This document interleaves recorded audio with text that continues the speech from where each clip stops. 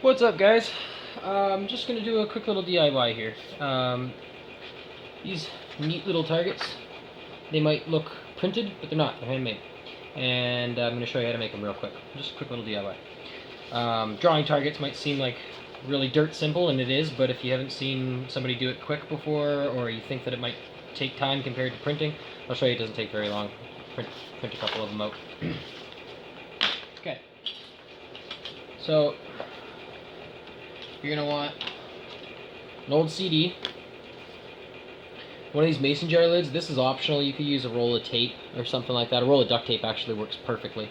You save the roll when you're all done. You've got a stencil set. You want a pen. You could use just the Sharpie, but I like the pen and a Sharpie. And you'll want a ruler.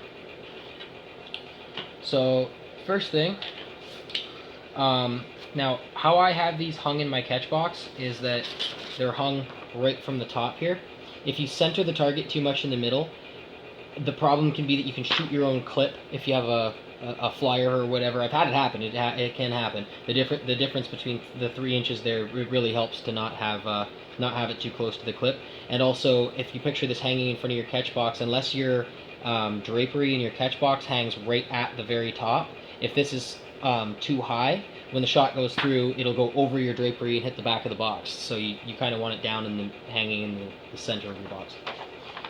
So start with your disc, go about 2/3 down. Your level of precision is obviously up to you. I'm kind of nitpicky. Start with the inside circle.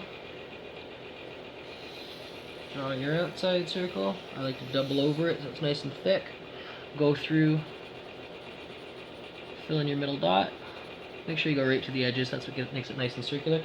Don't move it. You're going to be tempted to move it right away. Give it 5-10 seconds. The ink will suck into the paper.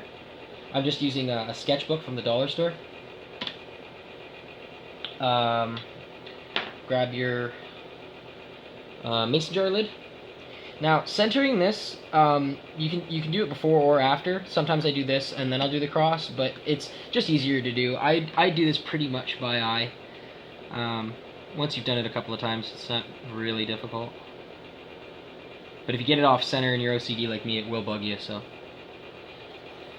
Here's your warning. Okay. Switch over to our pen, grab our ruler, and this is a lot easier to center. What I like to do to help keep everything nice and centered is pick a line, flat line that with the bottom of the page, and that way you know you're level. Then slide that along the bottom until you're cutting your bullseye. Remember that it's going to move over slightly when you put the pen line down, so go slightly to the right or left of the center so that you're slightly off, and then your pen line will fall right down the middle. You can see how nitpicky I am. I go to the middle and then back out. So like this, stop, back, like this.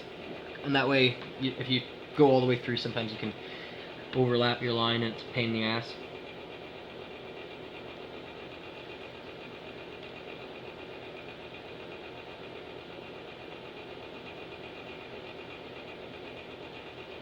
And there you go.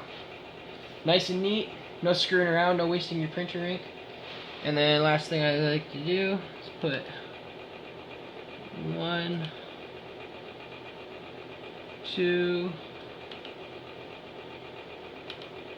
3 lines here, and then put, you can put whatever you want, the shooter's name, whatever, distance, I like my number of shots. I think that's something you should have on there because it shows you, when you show somebody a group, if it's a really nice tight group, then, you know, they're more impressed by the number of shots if you got 10 in there or whatever.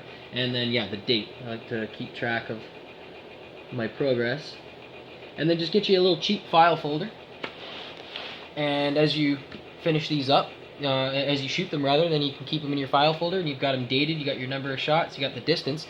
So as you progress and you get better, you can check the dates on them and see that over time you're shooting further, you're shooting perhaps more shots and keeping them in a tighter group, and you can of course keep track of the date. And then I like to sign them at the bottom when I'm done, so and then I'll just show you one last thing. Like I said, I'm kind of picky about these. You could just rip it out, of course. But if you got a utility knife around, this is not a great utility knife. Got good blades in it, but it's not a great utility knife. That's one thing I can hand on to you guys. You don't need a great utility knife. Like, the body of this is just from the dollar store, but it's got Olfa blades in it. So just buy good blades, and you can get along just fine with a half-assed utility knife.